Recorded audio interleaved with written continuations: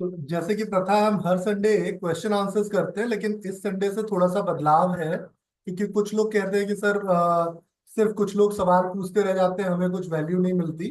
तो हमने सोचा है कि पहले थोड़ी देर हम कुछ एक टॉपिक पे डिस्कस करेंगे, और उसके बाद फिर आपके क्वेश्चन आंसर्स लेंगे। अगर आपके क्वेश्चन आंसर सेम टॉपिक से हो तो बहुत अच्छा है। अगर कोई आप पढ़ रहे हो उससे रिलेटेड कोई क्वेश्चन है तो ठीक है। पर्सनल क्वेश्चंस हो तो उसके लिए कंसल्टेशंस अवेलेबल हैं। आ, हर रोज 1 से 2 बजे, ये फ्री ऑफ कॉस्ट है। इसके अलावा अगर किसी दूसरे टाइम पे आप चाहते हो तो वो चार्जेबल होगा। Monday to Friday free of cost, students के लिए जो हमारा कोर्स देख रहे हैं उन सबके लिए 1 से 2 बजे का टाइम फ्री ऑफ कॉस्ट है। तो आप अगर कोई पर्सनल कंसल्टेशन है, कोई पेशेंट के लिए कोई क्वेरी है, तो आप 1 से 2 के बीच में कनेक्ट कर सकते हैं। और आज हम बात करेंगे मेल और फीमेल रिप्रोडक्टिव वेलनेस या रिप्रोडक्टिव डिसफंक्शन के ऊपर।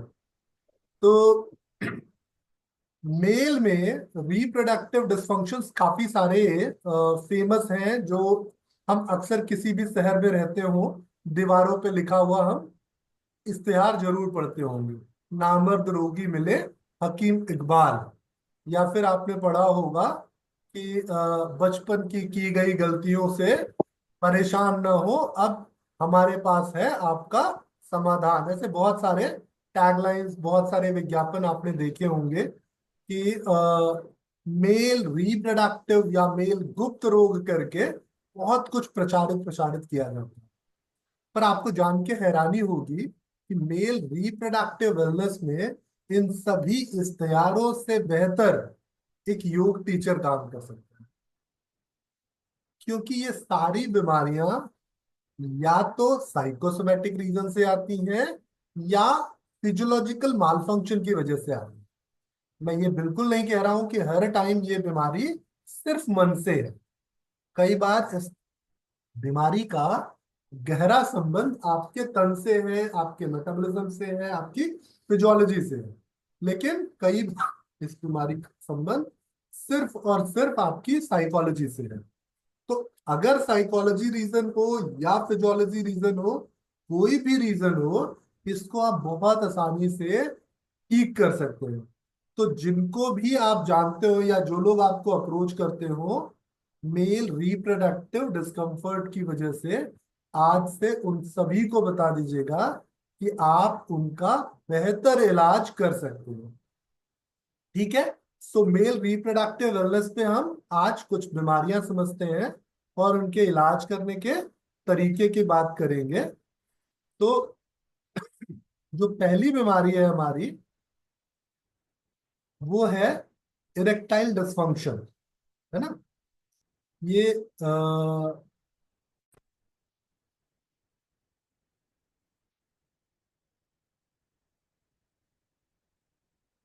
इरेक्टाइल डिसफंक्शन जो है, ये बेसिकली ऐसी बीमारी है जिसमें एक मेल जो है वो सेक्सुअल इंटरकोर्स के समय पे इरेक्शन नहीं फील कर पाता, या उतना स्ट्रॉन्ग इरेक्शन नहीं फील कर पाता जैसा इरेक्शन उसका होना चाहिए सेक्सुअल इंटरकोर्स के समय पे। सो ये इरेक्टाइल डिसफंक्शन कहलाता है। इरेक्टाइल डिसफंक्शन होने के कई सारे कारण हैं, जिनमें से कुछ कॉमन कॉजेस मैं यहाँ आपके सामने डिस्कस कर रहा हूँ। जैसे फिजिकल कॉज जो है वो हो सकते हैं diabetes, high blood pressure, obesity, cholesterol बढ़ा हुआ हो, स्मोकिंग हो, या फिर लो टेस्टोस्टेरोन हार्मोन हो। अब इन सबको कैसे पता लगाएंगे, तो इनके लिए हम कुछ इन्वेस्टिगेशंस करके देखेंगे, जिससे हमें पता चल सके कि ये इरेक्टाइल डिसफंक्शन की जो प्रॉब्लम आई है वो इनमें से किसी प्रॉब्लम की वजह से तो नहीं है। तो लाइक डायबिटीज को समझने के लिए एक बहुत सिंपल सा टेस्ट होता है, ब्लड टेस्ट है, HbA1c। इसका जो लेवल है वो 6.5 के ऊपर नहीं होना चाहिए। तो अगर HbA1c किसी का 5.5 है तो बहुत अच्छा है। 5.5 से 6.5 के बीच में है तो उसको हम मेटाबॉलिज्म को बेहतर करने और अपने इस ग्लूकोज लेवल को इम्प्रूव करने की सलाह देंगे। तो पहली समस्या हमें समझ में आएगी HbA1c के टेस्ट रिपोर्ट को देख के। दूसरा, high blood pressure. High blood pressure के लिए वैसे तो ब्लड प्रेशर मॉनिटर करने के दो तरीके होते हैं। एक तरीका होता है कि आप बीपी मॉनिटर, कप जो आता है स्पेक्ट्रोमैनोमीटर, उनके जरिए बीपी माप लें। आजकल दूसरा सोल्यूशन है, एक डिजिटल मॉनिटर आ गया है। सो इसके लिए कुछ बहुत टेक्निकल स्किल की जरूरत नहीं होती। सिंपली आप इसको अपनी बाजू पे बांधे और बटन दबा दें, ये अपने आप आपका ब्लड प्रेशर बता देगा। तो ब्लड प्रेशर किस स्थिति में इरेक्टाइल डिसफंक्शन कर सकता है, ये समझने की जरूरत है। अगर किसी पेशेंट का ब्लड प्रेशर 150 बाई 100 है ना, उसका जो सिस्टोलिक प्रेशर है 150 हो और जो डायस्टोलिक प्रेशर है वो 100 हो, और ऐसा कई महीनों तक या सालों तक रहे, तो इरेक्टाइल डिसफंक्शन आएगा। क्यों ऐसा होगा? क्योंकि पेनिस की ओर जो जाने वाली नर्व है, जो जाने वाली माइनर ब्लड कैपिलरीज है, वो इस बढ़े हुए ब्लड प्रेशर को नहीं झेल पाएंगी और धीरे धीरे डैमेज होने लगेगी। इसको बहुत आसानी से समझ सकते हैं कि जब भी किसी का ब्लड प्रेशर बढ़ता है तो तो उसकी सामने का ओके। आर्टरी में भी उसको ब्लड सप्लाई बढ़ जाती है। और उस ब्लड सप्लाई का रिजल्ट है कि आप मेल्स जब सुबह सुबह सो के उठते हैं तो बिना किसी कारण भी उनको इरेक्शन महसूस होता है। ये उनके बढ़े हुए अच्छे ब्लड सर्कुलेशन की निशानी है। तो अगर किसी मेल का लंबे समय तक ब्लड प्रेशर बढ़ा रहेगा तो उसकी जो माइनर ब्लड कैपिलरीज हैं वो डैमेज हो सकती हैं, जिसकी वजह से इरेक्शन में डिफेक्ट होगा। तो इसको हम ठीक कर सकते हैं बहुत आसानी से। ओबेसिटी एक बड़ा कारण है, क्योंकि ओबेसिटी में क्या होता है कि आपकी बॉडी में विसरल फैट बढ़ जाता है। जब विसरल फैट बढ़ेगा तो उसकी वजह से आपका ब्लड सर्कुलेशन तो स्लगिश होगा ही होगा, साथ साथ फैट सेल जो है एक ईस्ट्रेडियोल नाम का हार्मोन बनाती है, E2 ईस्ट्रोजन का ही एक फॉर्म है ये ईस्ट्रेडियोल, जो मेल्स में भी, जैसे मेल्स में टेस्टोस्टेरोन होता है वैसे ही फीमेल्स में ईस्ट्रोजन होता है। तो जब मेल्स में ये ईस्ट्रोजन का लेवल बढ़ने लगेगा तो उनको इरेक्शन में डिस्कम्फर्ट आएगा। तो ओबेसिटी भी इरेक्टाइल डिसफंक्शन का एक बड़ा कारण। कोलेस्ट्रॉल, आप सब समझते हैं कि कोलेस्ट्रॉल जब बढ़ेगा आपके ब्लड में तो ये क्या करेगा, आपकी नसों को ब्लॉक करने लगेगा। तो जब नसें ब्लॉक होने लगेंगी तो जाहिर सी बात है कि पेनिस की ओर ब्लड सप्लाई इरेगुलर हो जाएगी, जिसकी वजह से ये तकलीफ आ सकती है। स्मोकिंग एक बड़ा कारण है, क्योंकि स्मोकिंग की वजह से जो टार है, जो धुआं है, वो आपके एल्वलाई में चिपकने लगता है, जमने लगता है, जिससे गैसेस एक्सचेंज कमजोर हो जाता है।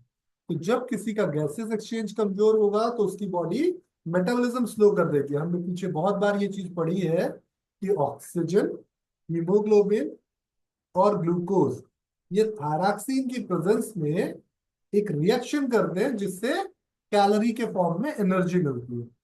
तो ये जो एनर्जी मिलती है, इस एनर्जी को अगर बॉडी ठीक से नहीं बना पाएगी तो उसको इरेक्शन में प्रॉब्लम आएगी। इसके अलावा लो टेस्टोस्टेरोन भी एक बड़ा कारण है। लो टेस्टोस्टेरोन कब होगा? जब टेस्टिकल्स की ओर ब्लड सप्लाई अच्छी नहीं होगी। तो टेस्टिकुलर आर्टरी में परमात्मा ने दो तरफ से ब्लड सर्कुलेशन भेजा है, लेकिन जब ये सर्कुलेशन स्लगिश हो जाएगा, किसी कारण से कमजोर हो जाएगा, तो टेस्टोस्टेरोन हार्मोन कम बनेगा, उसकी वजह से भी इरेक्शन में तकलीफ आएगी। तो ये तो कुछ फिजिकल कॉजेज हैं जिनको हम समझ सकते हैं बहुत आसानी से। तो लो टेस्टोस्टेरोन या स्मोकिंग कारण है, कोलेस्ट्रॉल कारण है, तो एक पेनाइल ड्रॉपलर करके स्कैन होता है जिसमें ब्लड सप्लाई को हम स्टडी करते हैं कि पेनिस की ओर ब्लड सप्लाई ठीक है या नहीं। बाकी ओबेसिटी तो आपको देख के समझ में आ जाएगी। हाई ब्लड प्रेशर आप बीपी नाप के समझ सकते हो, डायबिटीज आप HbA1c देख के समझ सकते हो। तो ये सारे तरीके हैं इन्वेस्टिगेशंस के इन कंडीशंस को समझने के। अब बात करते हैं साइकोलॉजिकल कॉजेज। सो साइकोलॉजिकल कॉज जो है वो स्ट्रेस है। स्ट्रेस कैसे हुआ? मानो कोई इंसान किसी कारण को लेके परेशान है, तो उसके दिमाग में वो कारण जो है एक तरह की इन्फ्लेमेशन कॉज कर देता है, जिसको हम कहते हैं कार्टिसोल की वजह से मेनिंजस लेयर पे सूजन आ गई। अब ये सूजन क्या करेगी, हाइपोथैलेमस को हाइपर स्टिमुलेट कर देगी, जिसकी वजह से पिट्यूटरी वो सिंपैथेटिक रिस्पॉन्स नहीं क्रिएट कर पाएगी जैसा एक्चुअली इरेक्शन के लिए चाहिए। तो स्ट्रेस की वजह से कई बार ऐसा देखा गया है कि इरेक्शन में तकलीफ होती है। दूसरा डिप्रेशन, स्ट्रेस का ही बड़ा भाई है डिप्रेशन। जब ये सूजन परमानेंटली लंबे समय तक रहने लगेगी तो वो स्थिति डिप्रेशन की बन जाएगी। एंजाइटी एक स्टेज है जहां पे कुछ ना कर पाने, फेल होने, किसी तरीके के डर के फीलिंग की वजह से हमारा ब्रेन हमारी बॉडी के साथ सही रिश्ता नहीं स्थापित कर पाता, और उस समय ये तकलीफ होती है। क्या तकलीफ होती है उस समय? कई बार हो सकता है हार्ट बीट बहुत तेज हो रही हो, कई बार हो सकता है सांसें बहुत इरेगुलर आ रही हो, जल्दी जल्दी आ रही हो। ऐसी सभी परिस्थिति में एक अनचाहा सा डर हो जाता है जो इरेक्शन को कमजोर कर देता है। तो ये साइकोलॉजिकल कंडीशंस को बात करके, पेशेंट की कुछ स्पेसिफिक कंडीशंस को समझ के हम समझ सकते हैं कि क्या रीजन है जिसकी वजह से ये प्रॉब्लम आ रही है। इसके अलावा लाइफस्टाइल भी बड़ा कारण है। अगर कोई पुअर डाइट ले, पुअर डाइट से मतलब है ज्यादा कार्बोहाइड्रेट वाला खाना, मतलब ऐसा खाना जिसका ग्लाइसेमिक इंडेक्स ज्यादा हो, जिसकी वजह से मोस्ट ऑफ टाइम आपके ब्लड ग्लूकोज का लेवल एलिवेटेड है, या फिर आप एक्सरसाइज नहीं कर रहे हो जिसकी वजह से आपके इंसुलिन को ज्यादा काम करना पड़ रहा है, जिसको हम इंसुलिन रेजिस्टेंस की संज्ञा में रखते हैं, या आप सबने सुना होगा इंसुलिन रेजिस्टेंस हो गया पीसीओडी के केस में, ऐसा बहुत बार आपने सुना होगा। तो अगर किसी का डाइट अच्छा नहीं है, कोई एक्सरसाइज नहीं करता, उसको इंसुलिन रेजिस्टेंस के सिम्टम्स है, तो भी उसको इरेक्शन में तकलीफ आ सकती है। तो ये बहुत सिंपल है पता लगाना कि क्यों इरेक्शन में तकलीफ आ रही है। तो अगर आप किसी के भी इरेक्शन की तकलीफ को समझना चाहते हैं तो ये बहुत सिंपल तरीका होगा। इसके लिए जो पैथोफिजियोलॉजी है, जो कारण है, जो आपकी फिजियोलॉजी में आया हुआ परिवर्तन है, वो क्या है कि ब्लड फ्लो या नर्व स्टिमुलेशन, ये जो है ये सही से सिग्नल नहीं पास कर रहे हैं, सही से काम नहीं कर रहे। तो अगर हमने इनको बेहतर कर लिया तो इरेक्शन प्रॉपर हो जाएगी। दूसरा क्या है, मेंटल या हार्मोनल इम्बैलेंस। तो अगर हार्मोनल इम्बैलेंस है तो इट मींस या तो E2 ईस्ट्रेडियोल ज्यादा बन रहा है या फिर टेस्टोस्टेरोन कम बन रहा है। तो इस स्थिति को हमने इंप्रूव किया तो हार्मोनल इश्यूज सॉल्व हो जाएंगे। मेंटल कंडीशन, स्ट्रेस हो सकता है, डिप्रेशन हो सकता है, एंजाइटी हो सकती है, जब इसको ट्रीट करेंगे तो प्रॉब्लम सॉल्व हो जाएगी। तो ये बहुत सिंपल है पैथोफिजियोलॉजी को सॉल्व करना। इसके लिए बहुत सिंपल सी ये टेस्ट होते हैं जिनसे आप पता कर सकते हो। अभी हम बात भी कर रहे थे इन सारे टेस्ट की वो, कि ब्लड शुगर लेवल क्या है, लिपिड प्रोफाइल। ये लिपिड प्रोफाइल बेसिकली आपकी नसों में ब्लॉकेज तो नहीं है, आपके खून आपके शरीर में ठीक से बह रहा है नहीं बह रहा है, इसकी समझ देगा, कोलेस्ट्रॉल की समझ देगा। तो ब्लड शुगर का टेस्ट, लिपिड प्रोफाइल का टेस्ट, टेस्टोस्टेरोन हार्मोन का लेवल, फेनाइल डॉपलर, अभी जो मैं कह रहा था कि नसों में सही से खून जा रहा है कि नहीं जा रहा है, और मेंटल हेल्थ चेकअप के लिए बातचीत करना जो है ये बहुत कारगर तरीका है। तो इन सारे तरीकों से हमने समझ लिया कि आखिर दिक्कत क्या है। अब जब दिक्कत समझ में आ गई तो अब बात करेंगे इलाज करने की। तो इलाज करने के लिए जैसा कि हम अभी आयुर्वेदिक तरीका भी यूज कर रहे हैं, क्योंकि कई बार क्या होता है कि बॉडी को थोड़ा एक सपोर्ट की जरूरत होती है, एक बूस्ट की जरूरत होती है। तो हमने शुरुआत की कि हम कुछ आयुर्वेदिक न्यूट्रिशन और आयुर्वेदिक सप्लीमेंटेशन यूज करेंगे और साथ में यौगिक मैनेजमेंट करेंगे। तो अगर इसके हम इलाज की बात करें तो ये शुक्र का क्षय है या अग्नि की कमी है ना, या वात का जो है समन्वय सही ना हो पाना, ये कारण होता है आयुर्वेद की दृष्टि से। तो अगर हम आयुर्वेद की दृष्टि से इसको समझें तो शुक्र का क्षय मतलब पोषण की कमी हो गई, अग्निमंता मतलब मेटाबॉलिक कमजोर है, वात जो है वो मेंटल अनस्टेबिलिटी को शो करेगा। तो अगर हम इस तरीके से भी किसी पेशेंट को डायग्नोज करते हैं तो भी हम उसका बेहतर इलाज कर सकते हैं। तो इसके लिए कुछ मैं दवाइयां आपको रेकमेंड कर रहा हूँ, इन दवाइयों को प्लीज नोट कर लीजिएगा। और ये दवाइयां सुरक्षित हैं, इनको आप आसानी से एडवाइस कर सकते हो। तो ये दवाइयां क्या है, ये दवाइयां हैं अश्वगंधा, 3 से 6 ग्राम एज पर पेशेंट सीवियरिटी पर डे आप उसको दे सकते हैं, पाउडर फॉर्म में, कैप्सूल फॉर्म में, जिस भी फॉर्म में आपको सही ऑथेंटिक मेडिसिन मिले उस फॉर्म में दे सकते हैं। तो अश्वगंधा जो होगा ये स्टैमिना बिल्ड करेगा, मतलब उनके मेटाबॉलिज्म को उनके बेहतर करेगा, उनके नर्वस रिलैक्सेशन को अच्छा करेगा, जिससे वो चुस्त दुरुस्त और तंदुरुस्त हो पाएंगे। फिर शिलाजीत जो है ये बहुत अच्छी मेडिसिन है, 250 to 500 mg ये आपको यूज करनी है। ये काम इच्छा को बढ़ाएगा, जब पौरुष बढ़ेगा, जब स्टेमिना बढ़ेगा तो ये लिबिडो को इंक्रीज करेगा, काम इच्छा को बढ़ाएगा। तो शिलाजीत वैसे तो काम इच्छा बढ़ाने की दवाई नहीं है, लेकिन ये तभी काम इच्छा को बढ़ाएगा जब आपका सेहत इंप्रूव करेगा। तो अगर सिर्फ शिलाजीत लेंगे तो असर नहीं होगा।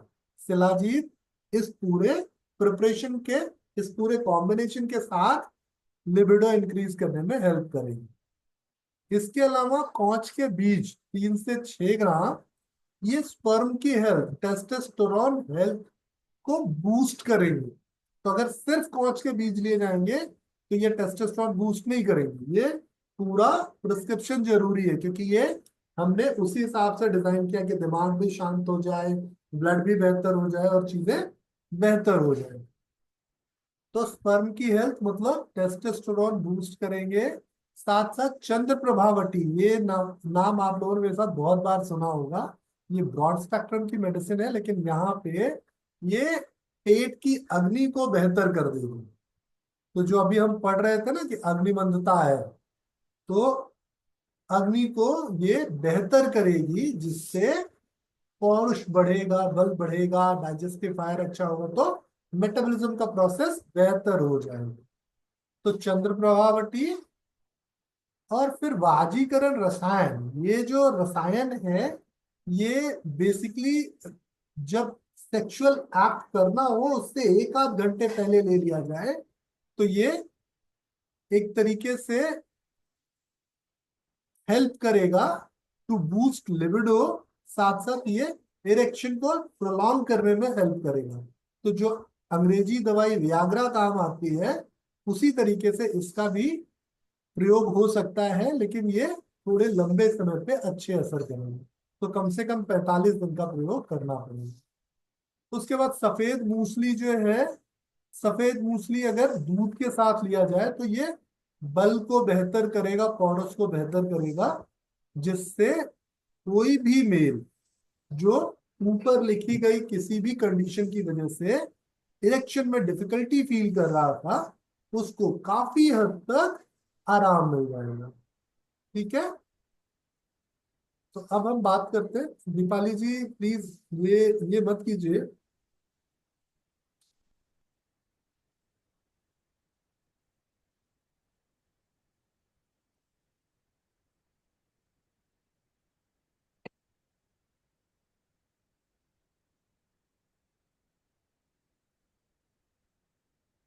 तो अगर हम बात करें कि भोजन में क्या परिवर्तन कर दिया जाए जिससे बेहतर हो, तो दूध पीना ऐसे लोगों के लिए बहुत गुणकारी है, लेकिन कम फैट वाला मिल्क दीजिएगा इन्हें।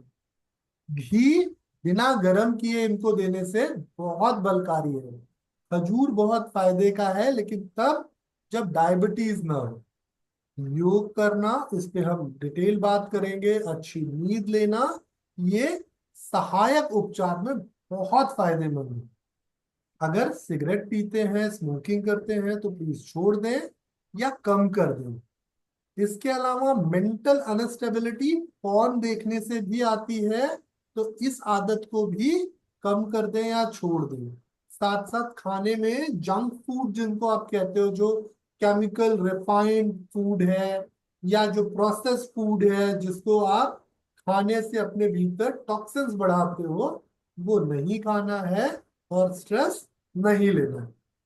तो ये प्रॉब्लम जो है बहुत आसानी से ठीक हो सकती है। ठीक है। तो अगर आप में से किसी को भी ऐसा कोई पेशेंट मिलता है, तो ये मैनेजमेंट बहुत अच्छा मैनेजमेंट होने वाला है। अब बात करते हैं योग से कैसे बेहतर हो। देखिए, सबसे पहले योग में जीवन शैली को जरूर जोड़िए। अगर आप लाइफस्टाइल को नहीं इंप्रूव करते, तो यौगिक मैनेजमेंट उतना प्रभावी नहीं हो पाए। तो लाइफस्टाइल में क्या बदलना है? रोज समय से सोना, रोज समय से उठना, ये बहुत जरूरी रोल प्ले करेगा। सही समय से सोना, सही समय से उठना, ये बहुत जरूरी रोल प्ले करेगा। दूसरी जरूरी चीज जो यहाँ पे है, वो है कि अच्छा पौष्टिक भोजन करना। मतलब लो ग्लाइसेमिक इंडेक्स का खाना और अच्छे प्रोटीन युक्त खाने को वरीयता दी जाएगी। बहुत मसालेदार तला भुना खाना या ऐसा खाना जो पचने में भारी हो, क्योंकि यहाँ पे पाचक अग्नि कमजोर है, ये हमेशा अवॉइड करना चाहिए। इसके अलावा जो और जरूरी चीज है, वो है कि रोज के स्ट्रेस को रोज खत्म करना है। तो अगर रोज के स्ट्रेस को रोज खत्म करना चाहते हैं, तो क्या करना होगा? बेसल मेटाबॉलिक रेट इंप्रूव करना होगा।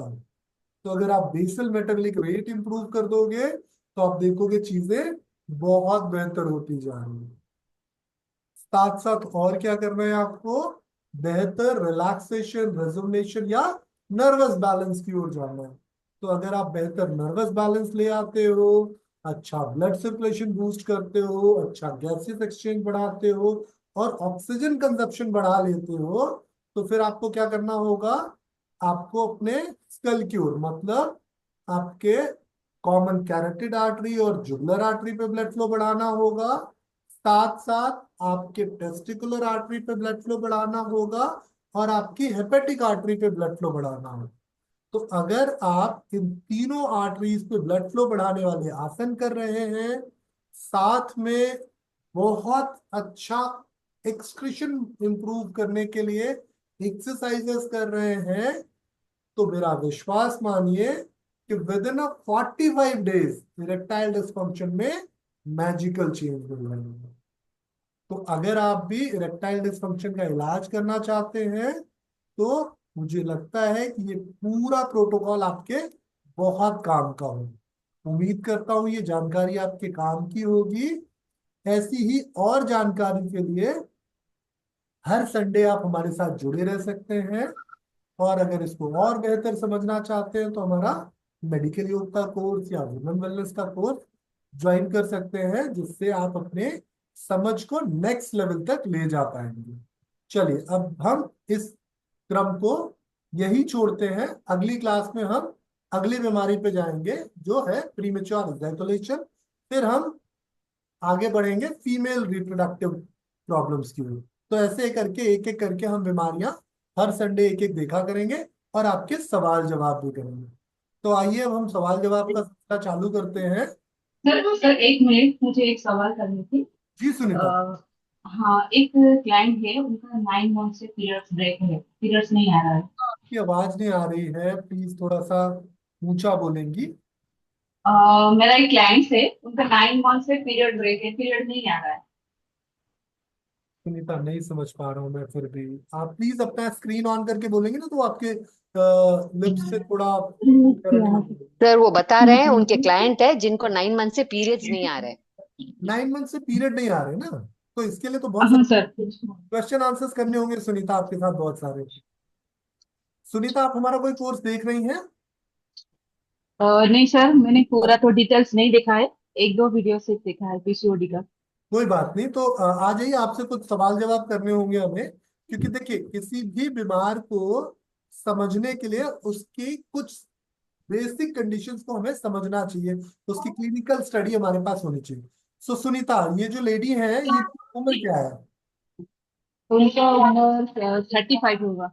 35। 35 की एज है। 35 आ रहा हूँ। ओके, 35 की एज है। हाँ। सुनीता, ये बताइए इनका लेवल क्या है, प्रोलैक्टिन लेवल? सर, इन मैंने वो डिटेल्स डिटेल्स नहीं लिया है, तो मैं उनको फिर नेक्स्ट संडे को मेरे डिटेल्स लेके फिर मैं आपको बिल्कुल, चेक तो करूँगी। सुनीता देखिए, क्या क्या डिटेल्स लेना है लिख लीजिए, जिससे आपको पता एक हो मिनट कि सर। कैसे समझेंगे हम उनके केस को। Okay sir. देखिए, अगर ठीक किसी को 3 महीने 90 दिनों से ज्यादा पीरियड्स नहीं आते, तो इस कंडीशन को कहते हैं सेकेंडरी एमेनोरिया। ठीक, सेकेंडरी एमेनोरिया का मतलब होता है कि पहले तो पीरियड्स आ रहे थे, लेकिन अब किसी कारण से पीरियड्स बंद हो गए हैं। तो सेकेंडरी एमेनोरिया को समझने के लिए हमें पेशेंट के कुछ पैरामीटर समझने जरूरी होते हैं, जिनमें पहला पैरामीटर है ल्यूटिनाइजिंग हार्मोन का परसेंटेज क्या है, क्योंकि जब एलएच सर्ज होगा तो फीमेल में ओव्यूलेशन रुक जाएगा, तो लंबे समय तक एनोवुलेशन पीरियड्स ना आने का कारण होता है। तो ल्यूटिनाइजिंग हार्मोन का क्या लेवल है, ये समझना होगा। दूसरा हार्मोन है प्रोलैक्टिन हार्मोन। प्रोलैक्टिन वो हार्मोन है जो माँ को बच्चे के जन्म के बाद ब्रेस्ट फीड करने में हेल्प करता है, लेकिन अगर ये हार्मोन बढ़ जाए तो ब्रेन को लगेगा माँ पोस्ट प्रेगनेंसी फेज में है और उसमें ओव्यूलेशन का प्रोसेस रोक दिया जाएगा। तो प्रोलैक्टिन का परसेंटेज क्या है, ल्यूटिनाइजिंग हार्मोन का परसेंटेज क्या है, ये दोनों चीजें हमें समझनी होंगी। इसके साथ साथ हमें एक अल्ट्रासाउंड रिपोर्ट की जरूरत होगी, जिससे हम ये समझ सकें कि कहीं यूट्रस में कोई स्ट्रक्चरल चेंज तो नहीं आया, जिसकी वजह से हॉर्मोन्स अपना काम ठीक से नहीं कर पा रहे हैं। तो अगर यूट्रस में कोई स्ट्रक्चरल चेंज नहीं हुआ होगा, लाइक एडिनोमायोसिस या इंडोमेट्राइटिस जैसी कोई कंडीशन नहीं विकसित हुई होगी, तो हम बहुत आसानी से इस केस को सॉल्व कर पाएंगे। तो अगली बार जब आप क्लास में मिलेंगी सुनीता, हाँ यस सर। तो आप उनका ये लेवल देख लीजिएगा कि उनका एलएच कैसा है, उनका प्रोलैक्टिन कैसा है, उनका एएमएच कैसा है। ये एएमएच होता है एंटी मुरेलियन हार्मोन। ये तीनों हार्मोन का लेवल देख लीजिएगा। फिर चौथी चीज है उनका अल्ट्रासाउंड रिपोर्ट की कॉपी। पांचवी चीज है उनका उम्र, उनका वजन, और इसके अलावा अगर कोई प्रीवियस हिस्ट्री है बीमारी की, चाहे वो रेस्पिरेटरी हो, चाहे वो डाइजेस्टिव हो, चाहे वो सर्कुलेटरी हो, चाहे यूरोजेनाइटल की हिस्ट्री हो, ये हिस्ट्री हमें चाहिए होगी, जिससे हम बहुत आसानी से ये पता लगा पाएंगे कि आखिर ये एनोवुलेशन की कंडीशन आई क्यों है और जाएगी कैसे। ठीक है सुनीता, चलिए आइए दूसरा सवाल लेते हैं हम। सर मेरा है क्वेश्चन। जी सीमा जी बताएं। सर मैंने वुमेन वेलनेस का कोर्स लिया, 5-6 दिन हो गए वाले हैं, तो इसका मैंने आपको पूछा भी था, लेकिन ये इंटेस्टाइन के अच्छी हेल्थ के लिए एफसीएल, ये अच्छा, एफसीएल अच्छा होता है, तो ये मुझे पूरा ये डिटेल में ये थोड़ा सा कंफ्यूजन हो गई आपको। देखिए, दरअसल वुमेन वेलनेस में ये कोर्स बहुत शॉर्ट फॉर्म में है, बिकॉज पूरा डाइजेस्टिव सिस्टम वहां हम नहीं एक्सप्लेन कर सकते थे।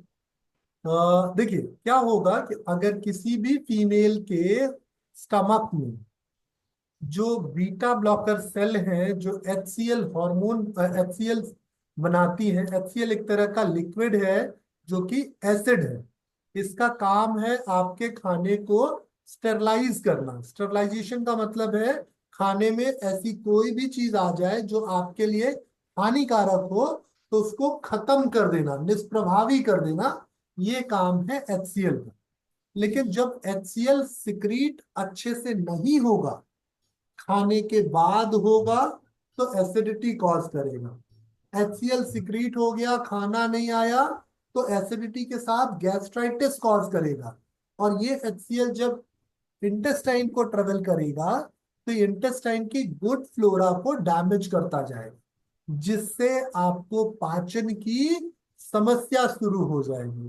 तो इसको मेंटेन करने के लिए दो चीजें बहुत जरूरी है। एक तो उचित मात्रा में पानी पीना, पानी पीने का जो पूरा तरीका हमने बताया वो जी तरीका जी। फॉलो करना। दूसरी जरूरी चीज जो है वो है कि समय से खाना खाना। लाइक आज अगर आपने 8 बजे खाना खाया तो कल भी 8 बजे ही खाने की कोशिश करनी, परसों भी 8 बजे। सो जब आपके खाने की टाइमिंग सेम होगी तो आपका ब्रेन सही समय पे HCl सिक्रीट कराएगा और आपका पाचन बेहतर हो जाएगा। दूसरा, अगर आप अपने इंटेस्टाइन की फ्लोरा को हेल्दी रखना चाहते हो तो इसके लिए कुछ प्रोबायोटिक्स मार्केट में अवेलेबल है, उनका मदद लिया जा सकता है। और कुछ ऐसे खाने को अपने लाइफस्टाइल में इंक्लूड किया जा सकता है जिनका प्रोबायोटिक इफेक्ट हो। तो नेचुरली आप दही खा सकते हो, छाछ पी सकते हो, इडली खा सकते हो, डोसा खा सकते हो, खांडवी या ढोकला जैसी चीजें खा सकते हो, आप कांजी बना के ले सकते हो, अचार खा सकते हो, सिरका खा सकते हो, वेनेगर जो यूज करते हैं गन्ने के रस वाला वो यूज कर सकते हो। ये सारी चीजें अच्छी प्रोबायोटिक इफेक्ट रखती है। लेकिन साथ साथ अगर ज्यादा तकलीफ है तो आप थोड़े समय तक, लाइक 10 to 15 डेज के लिए, जो मार्केट में मिलने वाले प्रोबायोटिक रेप्स्यूल्स हैं, लाइक इंडोजर्मिना एक ब्रांड है, ऐसे बहुत सारे ब्रांड्स मार्केट में अवेलेबल है। कोई भी अपने नजदीकी मेडिकल स्टोर से सस्ता ब्रांड खरीद के आप इसको 10 से 15 दिन यूज कर सकते हो। तो इससे आपके इंटेस्टाइन की फ्लोरा अच्छी हो जाएगी, गुड बैक्टीरिया इंप्रूव हो जाएंगे और डाइजेशन मक्खन हो जाएगा। जिनको भी बहुत ज्यादा माइक्रो न्यूट्रिएंट्स की डेफिशिएंसी होती है उनको भी अपनी इंटेस्टाइन को ध्यान रखना चाहिए। 1.5 किलो बैक्टीरिया होती हैं, ऐसे 2 4 10 50 नहीं होती। 1.5 किलो बैक्टीरिया होती है जो खाना आपके हाथ में जाता है, इसको पहले ये बैक्टीरिया खाती है, फिर ये बैक्टीरिया उसको पॉटी करके बनाती है, तब उससे न्यूट्रिएंट आपको मिल पाता है। तो ये बेसिकली आपके खाने से न्यूट्रिएंट्स के सिंथेसिस का काम करती हैं। तो अगर ये अच्छी रहेंगी तो आपका डाइजेशन बहुत अच्छा रहेगा। सर इसका नाम एक बार रिपीट कर देंगे? किसका हाँ जी नाम? सर, जरूर। मार्केट में जो बता रहे आप बोल रहे थे। इंडो जर्मिना करके एक ब्रांड है, ऐसे बहुत सारे ब्रांड्स हैं। तो आपको सिर्फ अपने केमिस्ट के पास जाके बोलना है कि भैया वो लैक्टोबैसिलाई वाले जो रेप्सूल्स आते हैं, रेप्सूल्स बेसिकली एक प्लास्टिक का डब्बा होता है जिसके भीतर ये लिक्विड भरा होता है, जैसे पोलियो की ड्रॉप पीते हैं ठीक उसी तरीके से रेप्सूल का माउथ तोड़ा और मुंह में निचोड़ लिया।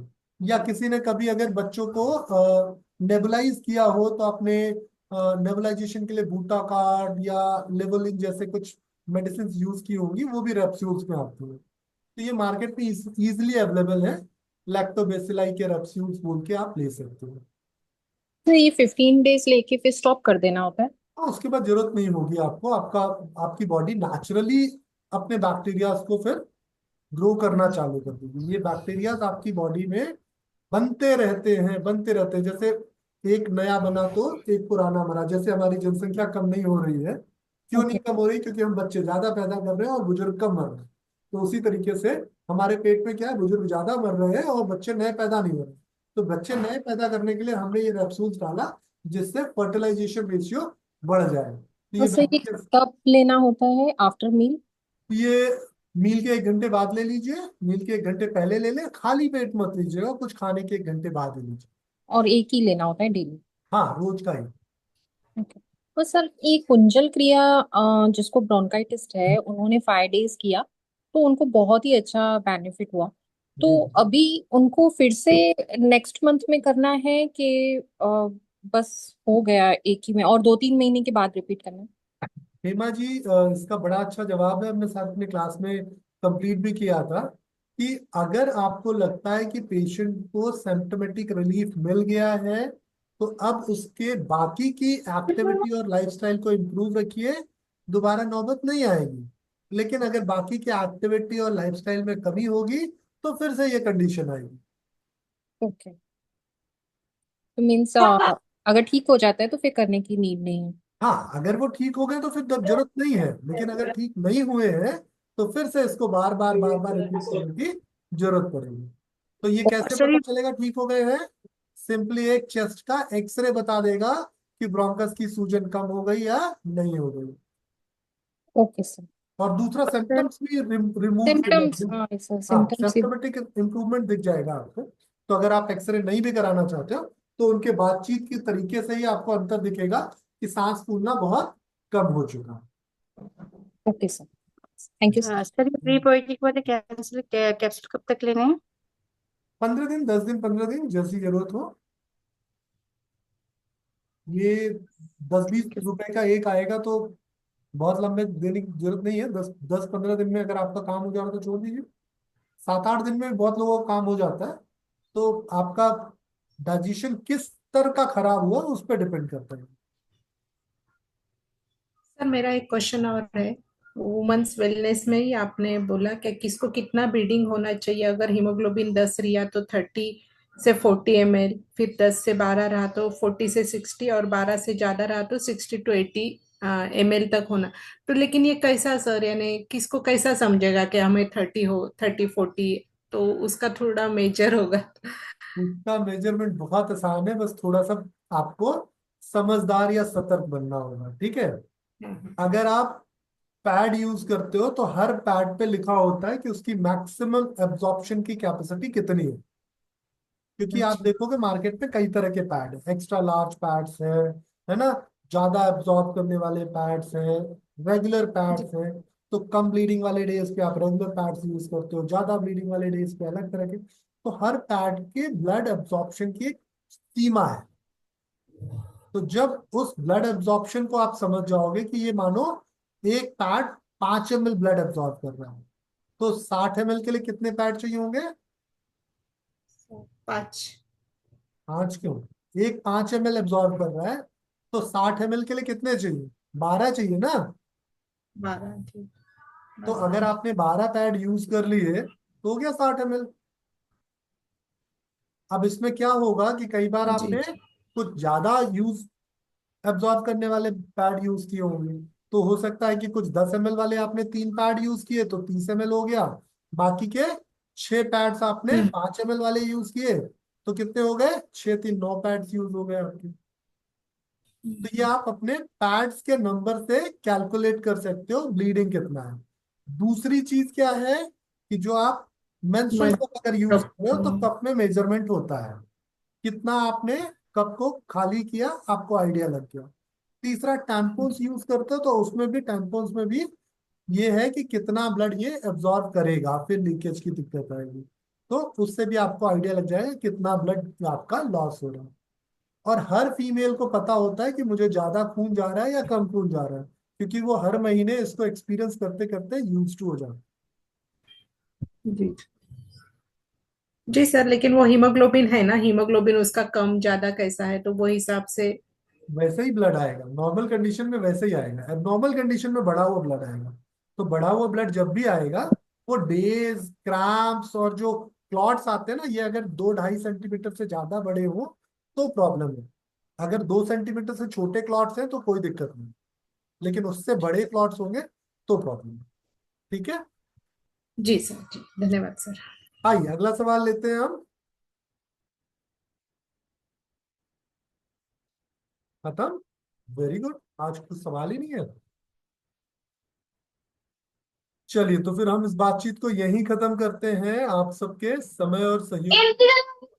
सर ताली ମୋ ପାଖରେ ଅଛି। କୋଉଥିରେ ଟିକେ ଉଠଉଛୁ କୋଉଥିରେ ଟିକେ ମତେ ସେପଟୁ ଯାଏ। नहीं, एक एक करके सर, बोलिए प्लीज, एक एक करके, एक एक करके, एक एक करके। सर मैं दीपाली मैं बात कर सकती हूँ। जी प्लीज दीपाली, आप ही बोल दीजिए पहले। मैंने एक आपको रिपोर्ट भेजी है ऑस्टियो आर्थराइटिस की, क्या अभी ये बात कर सकते हैं इसके बारे में हम? बिल्कुल बात कर सकते हैं, एक मिनट दीजिए, मुझे रिपोर्ट देखने दीजिए।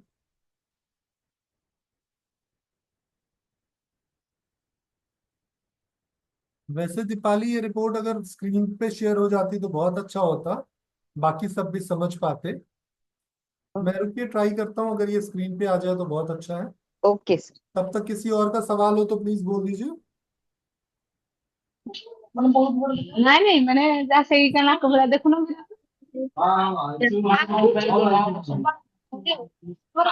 क्या गुरु जोड़ा ना कुछ नहीं करी सड़ी तुम धर। सर सुनीता जी का माइक ऑन है। कई बार मैं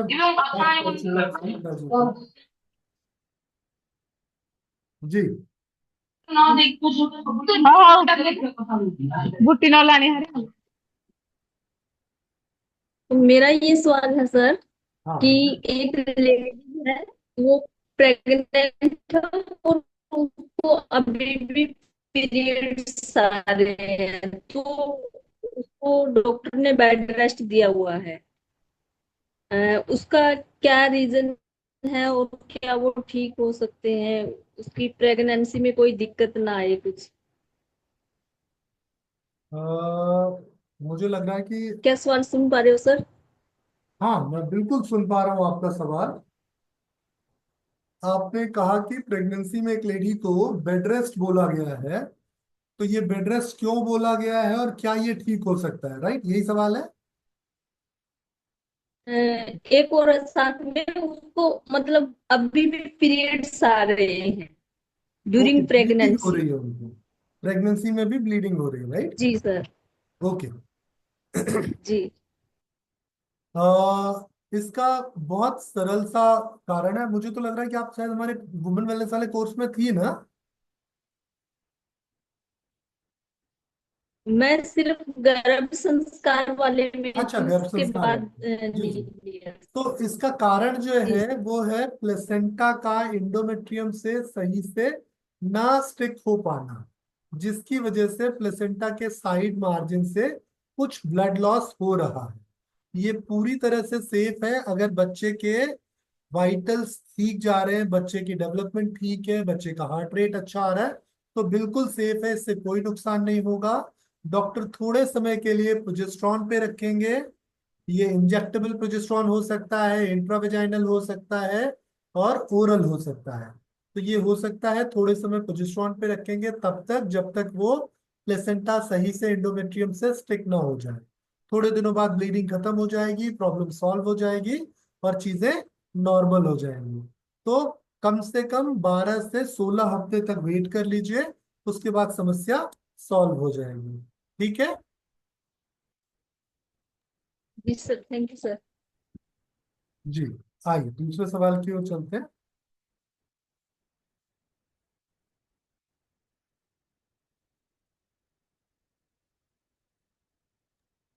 हेलो, गुड इवनिंग सर। जी मुस्कान बोले। सर, मतलब हमारी भाभी है। मैं ड्यूरिंग प्रेगनेंसी अभी 3 to 4 मंथ हुआ है, बट उनको हेडेक बहुत ज्यादा ही होता है, तो सर उसका क्या सॉल्यूशन हो सकता है? थायराइड बहुत ज्यादा हो रहा है? Headache, headache sir, headache. Headache बहुत ज्यादा हो रहा है? कितने वीक की प्रेगनेंसी हो गई है? सर अभी समथिंग 4 मंथ। अच्छा, तो आपके भैया उनको प्यार नहीं करते? आप अपने भैया को बोलो उनको ढंग से प्यार करें। अच्छा। Okay sir. ओके सर, इसके अलावा भी कोई कुछ हो सकता है कि मतलब बॉडी में वीकनेस एंड ऑल? क्योंकि आपने हमारे साथ प्रेगनेंसी कोर्स नहीं किया, इस वजह से आप नहीं समझ पाई मेरी बातचीत को, आप हंसी में उड़ा ले गई। इसका हाँ हाँ। वैज्ञानिक कारण है। ओके। प्रेगनेंसी का जो 13 14th वीक होता है, इस फेज पे धीरे धीरे ईस्ट्रोजन हार्मोन बढ़ता है, और ओके। उस समय फीमेल का अपने हस्बैंड की ओर अट्रैक्शन बढ़ जाता है। इस समय बच्चे के गर्भ में बच्चे का ऑपोजिट जेंडर के लिए जो अटैचमेंट है, जो उसका इंटरेस्ट है, वो डेवलप होता है। तो इस बीच आपके भैया और भाभी के बीच में अगर जिस्मानी संबंध बनेंगे, अच्छा प्यार होगा, अच्छी बातचीत होगी, तो बच्चा स्ट्रेट पैदा होगा। और दोनों के बीच में अगर कॉन्फ्लिक्ट होगा तो बच्चा होमोसेक्सुअल तक हो सकता है। Okay sir. तो अगर आपके खुद के बच्चे भी होंगे तो आप ये समझ सकती हैं, या फिर अगर आपने किसी और प्रेग्नेंट फीमेल को सुना हो या किसी फीमेल के साथ आपका वास्ता पड़ा, तो हर फीमेल इसको एक्सपीरियंस कर सकती है कि जैसे ही तीसरा महीना बीतता है, चौथे महीने में उनको अचानक से अपने हस्बैंड के लिए अट्रैक्शन बहुत बढ़ जाता है। सही कह रहा हूँ फीमेल्स? कुछ लोग हैं जो इस बात को प्रूव कर सकते हैं, जिन्होंने ऐसा एक्सपीरियंस किया हो।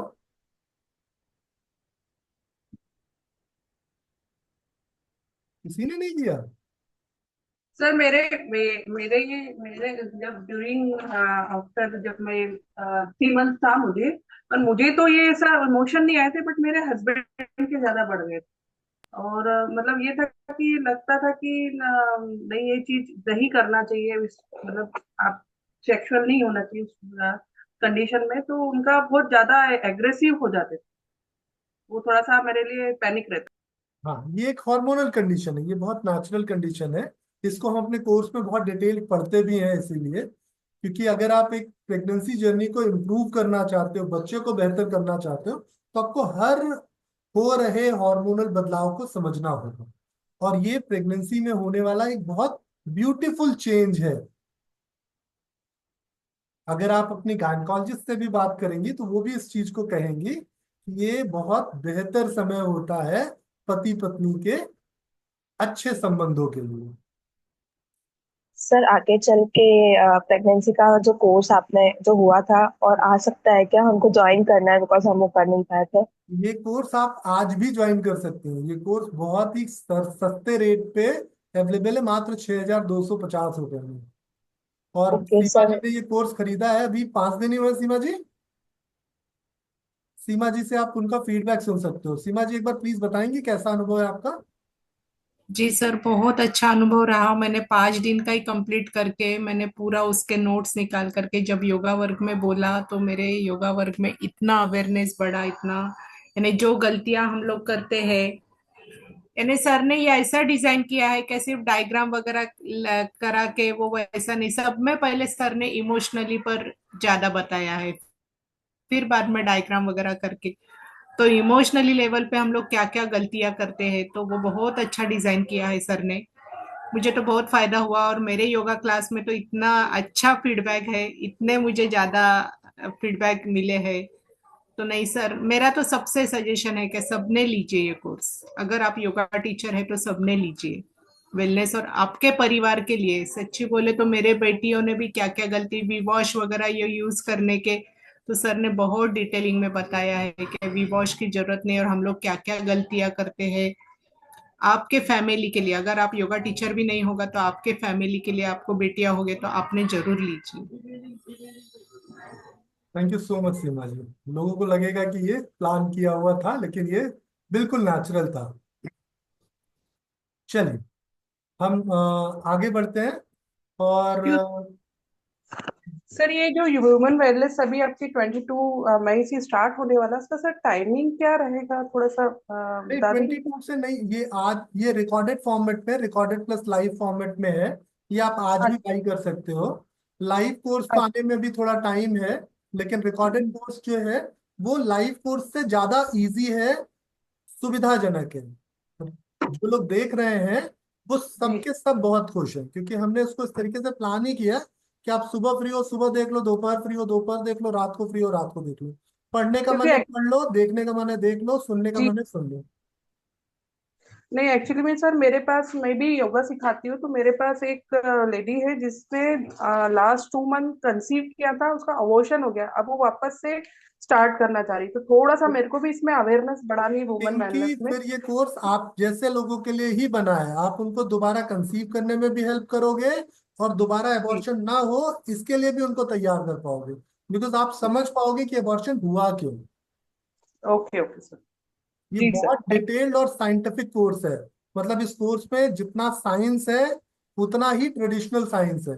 आप सोचो कौन आपको बताएगा कि इस टाइम पे मेल फीमेल को आपसी संबंध सुधारने चाहिए। तो हमने जितना साइंस समझा है उतना ही ट्रेडिशनल साइंस भी समझा है, जी। और बच्चे के एक एक विकास को बहुत बेहतर तरीके से समझेंगे आप।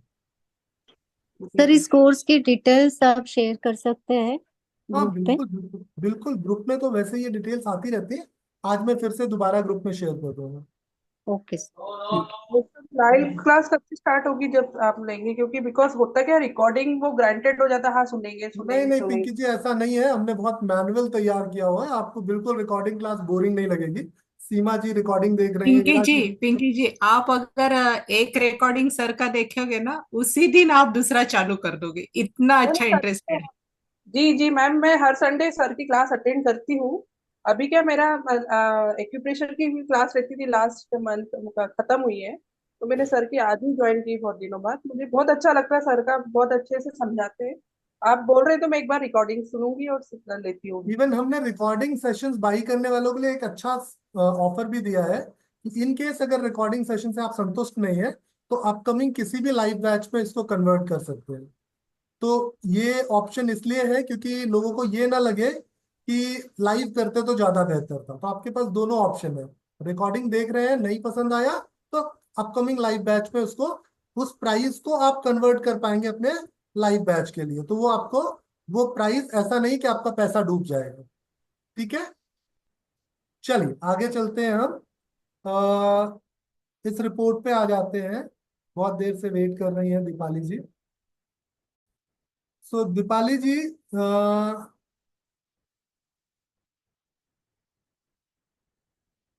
बिल्कुल जो हम बात कर रहे थे दीपाली, जिसपे हमें ये अनुमान था कि यस सर। हाँ diabetes है, सेम वही केस है।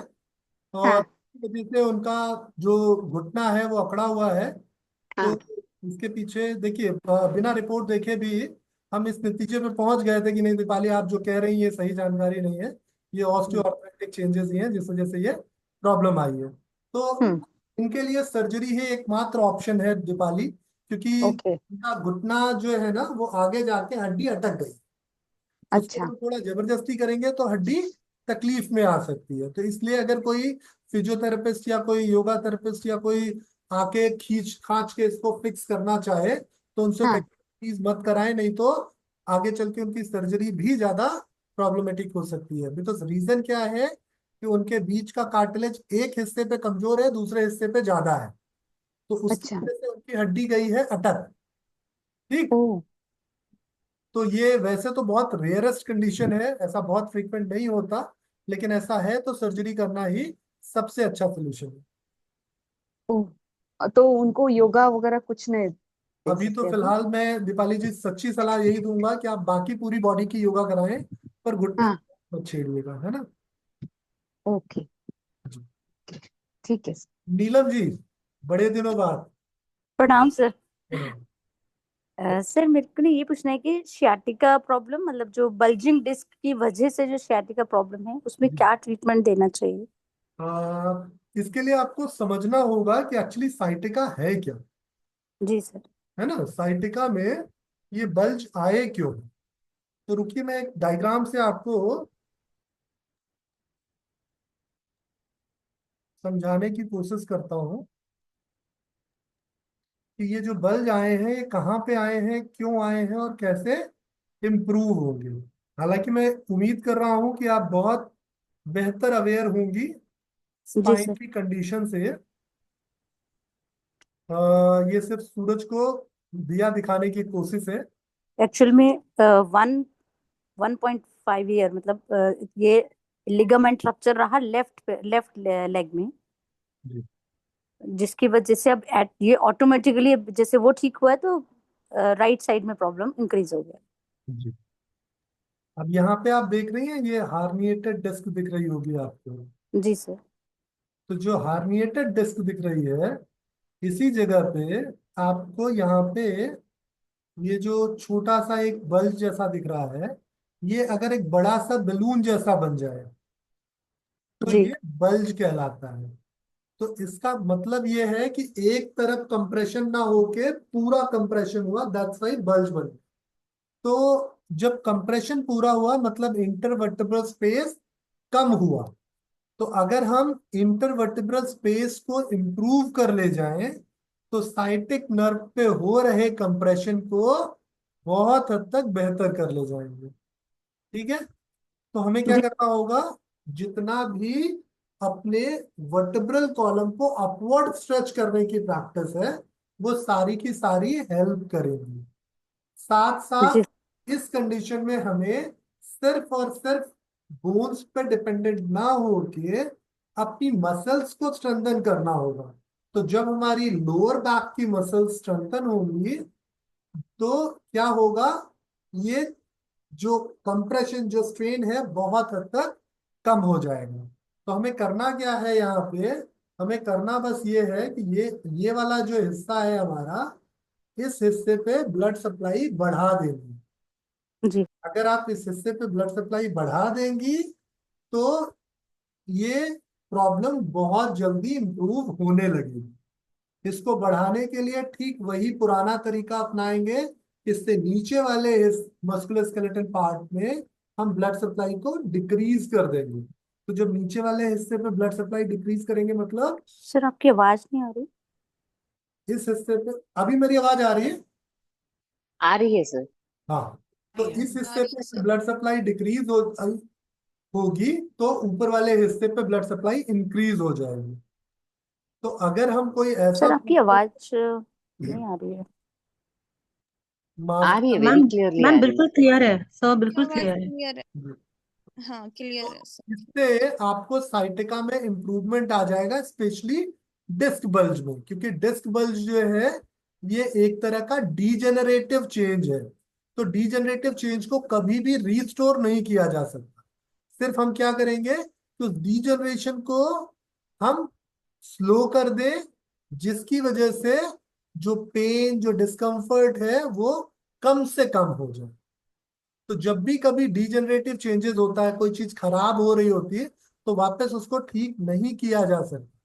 सिर्फ क्या किया जा सकता है कि उसको और ज्यादा खराब होने से सर रोक। ठीक है, सर, मेरा ना शायद नेटवर्क इशू था, डिस्कनेक्ट हो गया था। कोई बात नहीं नीलम जी, आप रिकॉर्डिंग एक बार मैं शेयर कर दूंगा, आप देख लीजिएगा। ठीक है, ठीक है, थैंक यू सर। बाकी और कोई सवाल है या फिर आज तो का? नमस्ते सर, इसी चीज से रिलेटेड मैं एक क्वेश्चन पूछ सकती हूँ जो अभी आपने एक्सप्लेन किया? सर मैं पूछ सकती हूँ क्वेश्चन? पूछिए। सर सर नमस्ते। सर ये बताइए कि जो अभी आपने एक्सप्लेन किया वो समझ में आया थोड़ा, बट सर मैं ये डाउट है कि एक somebody in my society only, मेरा बेटा बड़ा जो है उसका दोस्त है, वो लड़का काफी टॉल है, काफी टॉल है, मतलब 6'3" हाइट है, and he was a bowler. ठीक है सर, तो उसको बैक में प्रॉब्लम, बट सर वो मेरे पास आया था कि आंटी ऐसे से आप हेल्प कर दीजिए। तो उसने जो मुझे सब बताया, उसको सर्जरी बता दी गई थी इसी प्रॉब्लम के लिए। तो ही वॉज 22, अभी 2 साल हो गए। तो उस समय तो मैं इतना जानती भी नहीं थी, तो टू बी वेरी ट्रू, तो मैंने कहा देखिए मुझे इतना नहीं पता है, फिर भी मैं आपको जो बेसिक एक्सरसाइजेज हैं, योगिक एक्सरसाइजेज, वो आपको बता देती हूँ, और वो आप करिए। तो उसने जब भी वो उनको करता था उसको दर्द होता था, तो वो जब वो उनकी प्रैक्टिस करता था तो उसको आराम आता था। फिर सर इवेंचुअली सर्जरी हुई, लेकिन सर उनकी जो हिस्ट्री है वो मैं थोड़ा शेयर करना चाहती हूँ आपसे, कि वो कोल्ड ड्रिंक बहुत पीते थे, पहली चीज। ठीक है, क्योंकि यंग लड़के थे तो तुम बच्चों के साथ खेलने में लगे तो वो कोल्ड ड्रिंक बहुत पीते थे, और वो स्टिंग वगैरह नहीं होता है वो पीते थे। दूसरा सा उनको एसिडिटी की प्रॉब्लम रहती थी और चाय भी बहुत पीते थे। और उसकी वजह से, उसी की वजह से मुझे लगता है कि ही वॉज 19 जब उनका अपेंडिक्स का ऑपरेशन हुआ था। ये मेरी अंडरस्टैंडिंग है, शायद उसी की वजह से अपेंडिक्स का ऑपरेशन हुआ था, क्योंकि जब वो आए थे तो he was 22 at that time.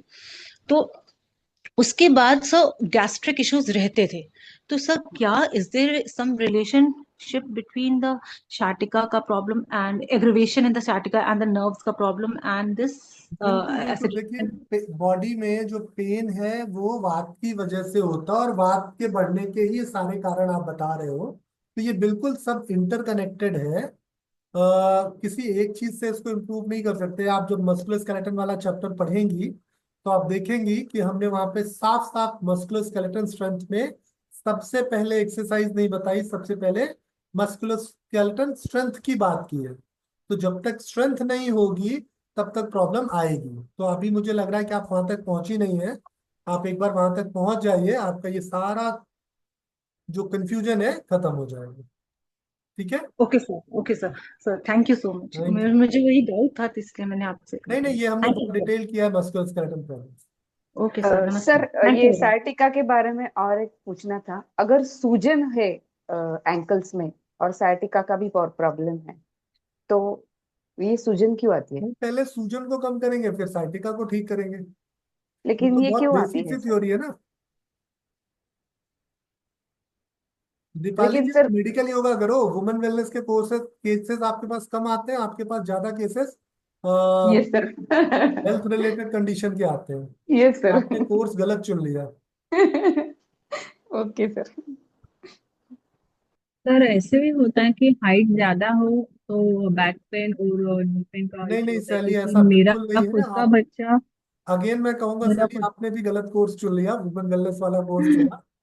हाँ नहीं नहीं सर, गलत तो नहीं है। लेडीज के बारे में तो आपने इतना अच्छा पढ़ाया है कि क्या बोलूं सर। बहुत सारी मेरे पास है ना सर, मेनोपॉजल रिलेटेड लेडीज बहुत आती है। मीन्स इनफर्टिलिटी से और पीसीओडी से रिलेटेड ज्यादा नहीं है लेडीज, और मेनोपॉजल रिलेटेड से ज्यादा लेडीज है। पर ये अभी किसी ने हाइट के बारे में बात की ना, तो मेरा खुद का बच्चा 6'2" है, और उसकी एज 14 ईयर्स है। तो ऐसे, और वो फुटबॉलर है। तो आगे जाके उसको कोई ऐसी प्रॉब्लम होगी कि बैक पेन और ये सब कुछ? बिल्कुल नहीं होगी, अगर आप उसके मसल न्यूट्रिशन का ध्यान रखेंगे तो। ठीक है। मसल्स की स्ट्रेंथ पूरी तरह से न्यूट्रिशन पे बेस्ड होती है। अगर न्यूट्रिशन अच्छा है तो 6'5" हो जाए हाइट, कोई प्रॉब्लम नहीं आएगी। हमारे इंडिया में प्रॉब्लम क्या है कि एनीमिया बहुत है। हमारे इंडिया में प्रॉब्लम क्या है कि कैल्शियम डेफिशिएंसी बहुत है, विटामिन डी डेफिशिएंसी बहुत है। तो जब B12 की डेफिशिएंसी है, तब जाके आप देखते हो कि थोड़े लंबे लोग बेचारे झुक जाते हैं। तो ये पूरी तरह से न्यूट्रिशन का प्रॉब्लम है, ना कि हाइट की वजह से कोई दिक्कत है। मैं भी 5'11" हूँ, लेकिन मुझे नहीं लगता कि मैं झुकूंगा। ठीक है फिर न्यूट्रिशन में क्या देना चाहिए सर उसको, जी। क्योंकि वो फुटबॉलर है तो वो न्यूट्रिशन में क्या देना चाहिए उसको, अगर वो अभी फुटबॉलर है? और अभी वो तो मीन्स 14 ईयर्स ही है ना, तो सैली, इसके लिए आप मुझे मंडे 1 से 2 के बीच में कॉल कर लीजिएगा। उनका थोड़ा सा न्यूट्रिशन पहले हमें समझना होगा कि वो क्या खा रहे हैं। उस हिसाब से हम उनको ऑप्टिमाइज कर देंगे, तो उनका न्यूट्रिशन अच्छा हो जाएगा। ठीक है। Thank you. नमस्कार सर, आई एम राघवी नमस्कार हियर, गुड जी। आफ्टरनून। सर मैंने अभी अभी आपको अपने ब्रदर की रिपोर्ट भेजी है, तो उसमें भी माइल्ड हिप आर्थराइटिस लिखा हुआ है। हम्म,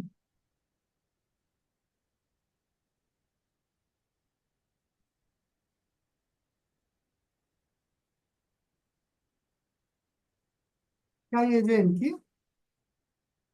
हाँ जी। क्या एज है? उनकी एक्चुअली 51 ईयर्स की एज है and he is a truck driver.